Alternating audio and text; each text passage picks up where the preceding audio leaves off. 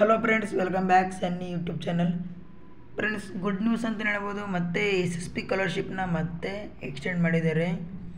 ಯಾವೆಲ್ಲ ಡಿಪಾರ್ಟ್ಮೆಂಟ್ ಕಡೆಯಿಂದ SSP ಸ್ಕಾಲರ್ಶಿಪ್ನ extend ಮಾಡಿದ್ದಾರೆ ಅಂತ ಈ ವಿಡಿಯೋದಲ್ಲಿ ಸಂಪೂರ್ಣವಾಗಿ ತಿಳ್ಕೊಂಡು ಹೋಗೋಣ. ಫಸ್ಟ್ ಟೈಮ್ ನಮ್ಮ ಚಾನಲ್ ಯಾರಾದರೂ ವಿಸಿಟ್ ಮಾಡಿದರೆ ಪ್ಲೀಸ್ ಒಂದು ಲೈಕ್ ಮಾಡಿ, ಶೇರ್ ಮಾಡಿ, ಸಬ್ಸ್ಕ್ರೈಬ್ ಮಾಡಿ.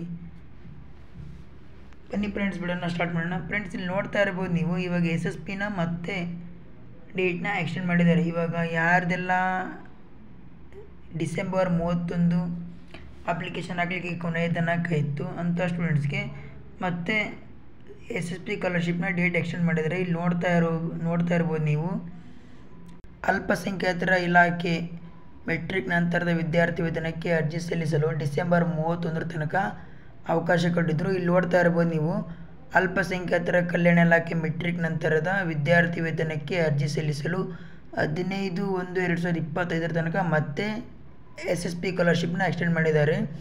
ಹಾಗೆ ಕೆಳಗಡೆ ನೋಡ್ತಾ ಇರ್ಬೋದು ನೀವು, ಅಗ್ರಿಕಲ್ಚರ್ ಕೃಷಿ ಇಲಾಖೆ ಮತ್ತು ತಾಂತ್ರಿಕ ಅಂದರೆ ಪ್ರೊಫೆಷನಲ್ ಕೋರ್ಸು ಮತ್ತು ಕರ್ನಾಟಕ ರಾಜ್ಯ ಗ್ರಾಮೀಣ ಅಭಿವೃದ್ಧಿ ಮಂಡಳಿ, ಹಿಂದುಳಿದ ಕಲ್ಯಾಣ ಮೆಟ್ರಿಕ್ ನಂತರದ, ಮತ್ತು ಇಲ್ಲಿ ಕೆಳಗಡೆ ಇನ್ನೊಂದು ನೋಡ್ತಾ ಇರ್ಬೋದು, ಇನ್ನೊಂದು ಹೊಸದಾಗಿ ಅಪ್ಡೇಟ್ ಆಗಿದೆ.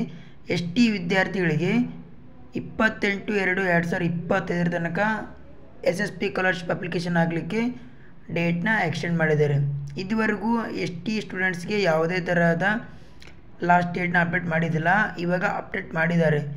ಇಲ್ಲಿ ನೋಡ್ತಾ ಇರ್ಬೋದು ನೀವು, ಪರಿಶಿಷ್ಟ ಪಂಗಡ ಕಲ್ಯಾಣ ಇಲಾಖೆ ಮೆಟ್ರಿಕ್ ನಂತರದ ವಿದ್ಯಾರ್ಥಿ ವೇತನಕ್ಕೆ ಅರ್ಜಿ ಸಲ್ಲಿಸಲು 28/2/2025 ತನಕ ಮತ್ತೆ ಅವಕಾಶ ಕೊಟ್ಟಿದ್ದಾರೆ.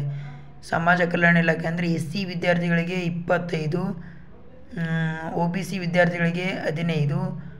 ಹಾಗೆಯೇ ಮೇಲೆ ನೋಡ್ತಾ ಇರ್ಬೋದು ನೀವು, ಕರ್ನಾಟಕ ರಾಜ್ಯ ಗ್ರಾಮೀಣ ಮೆಟ್ರಿಕ್ ನಂತರದ ವಿದ್ಯಾರ್ಥಿ ವೇತನಕ್ಕೆ ಅರ್ಜಿ ಸಲ್ಲಿಸಲು 31/1/2025 ತನಕ ಅವಕಾಶ ಕಲ್ಪಿಸಿಕೊಟ್ಟಿದ್ದಾರೆ.